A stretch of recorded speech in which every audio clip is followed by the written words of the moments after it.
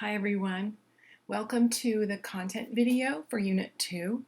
I try to make the content videos to give you a little bit of my own perspective, something you might get if we were in class together. I'm not going to talk about all the content that you're reading about in our book. That would be a massive video because there are so many, the 3 strategies, and there's so much to go with each of those strategies. So I picked one of the strategies and I just want to share some of my thoughts about this strategy, and I'll do that again in the upcoming unit. So I chose feedback because of the strategies we have in this first reading assignment, cooperative learning, writing objectives and such. Those strategies I think receive lots of attention, and I don't know that feedback receives quite as much.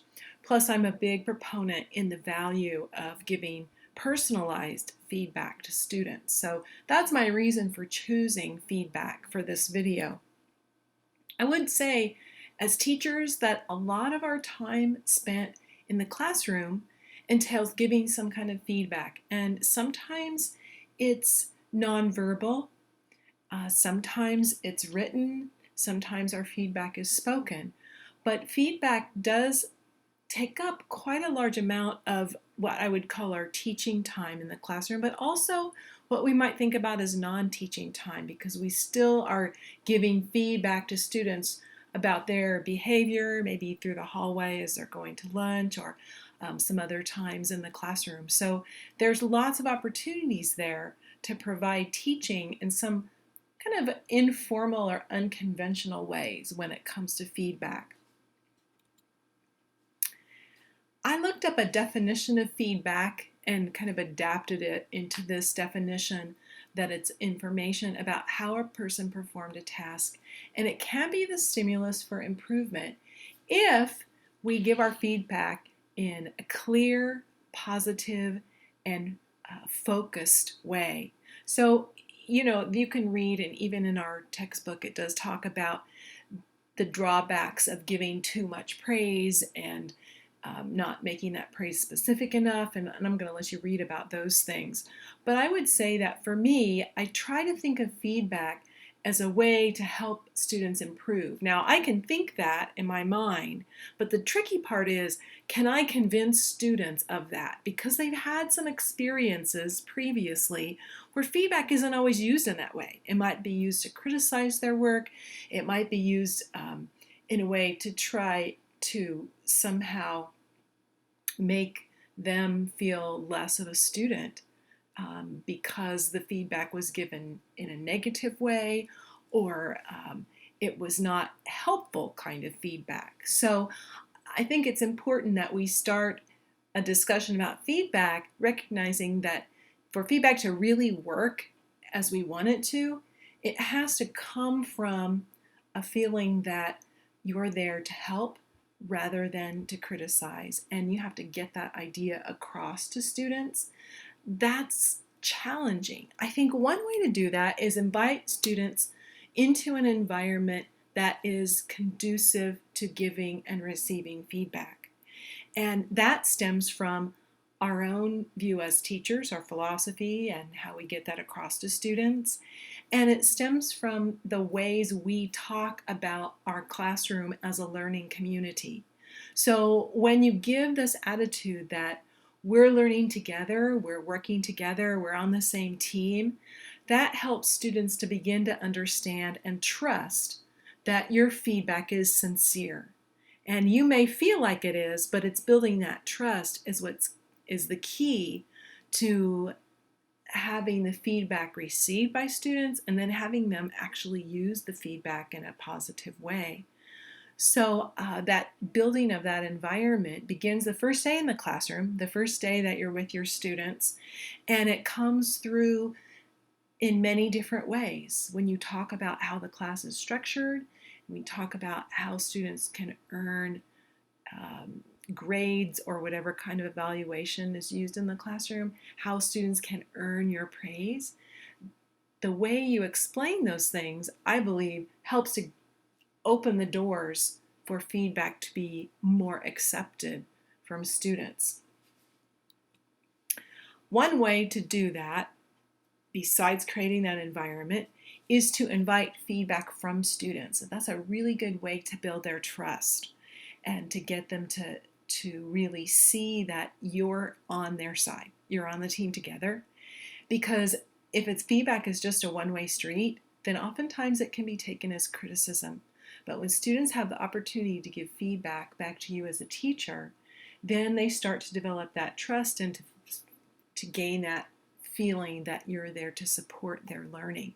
Now, this doesn't mean that you have to do all of the things that students suggest in feedback, but just asking, just that simple act of asking, helps to give students a feeling of empowerment, like they can have some influence over their learning environment. So I included some questions that you might ask students. I know in my own classroom, at the end of the year, we did a big feedback activity where I kind of mapped out some of the main units or learning activities that we did on the board, and I put that on a timeline. Then I asked students to reply to my prompts that are sort of similar to the ones here on this slide, and to give me feedback about what worked and what didn't work for them. Now, in our class, at the end of the semester, you'll have a chance to give me feedback. You'll have a chance to evaluate the course, and that feedback does come directly to me. And I hope that you'll take the time to do that, because I will use that feedback to help improve my teaching and to help make the course better. I'm a strong proponent in this idea that feedback is teaching. Feedback is not something extra that we do after we put the grade on the student's work. It's an opportunity for you as a teacher to continue what it is you do as a teacher, to continue your teaching. And while that seems like a simple and probably obvious idea, feedback doesn't always come across like that. And I think one of the keys to getting the point to students that feedback is meant to be teaching rather than criticizing or just extending what the letter grade says is to make sure that you are making feedback to students personalized. I really think that's the key. Students want to know, how am I doing? And they want to trust that you're going to let them know that.